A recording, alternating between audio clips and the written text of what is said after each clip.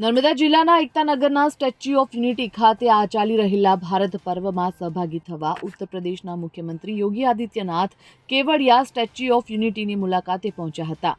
તેમની સાથે ઉત્તર પ્રદેશના રાજ્યપાલ, મુખ્યમંત્રીઓ સહિત રાજ્યના કેબિનેટ મંત્રી અર્જુન મોઢવાડિયા અને અધિકારીઓ પણ હાજર રહ્યા હતા.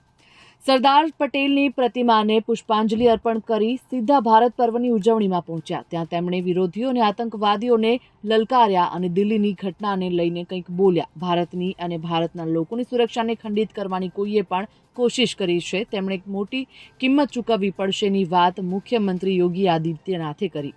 વધુમાં તેમણે જણાવ્યું કે ભારત પ્રકાશ પર્વ એક એકતાનું ઉદાહરણ પૂરું પાડે છે. આખો દેશ એક થઈને આ પર્વ ઉજવે છે.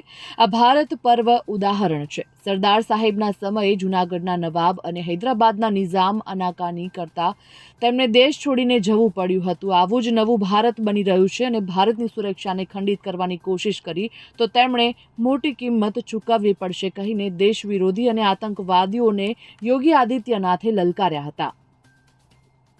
Bureau report, Gujarat fight news.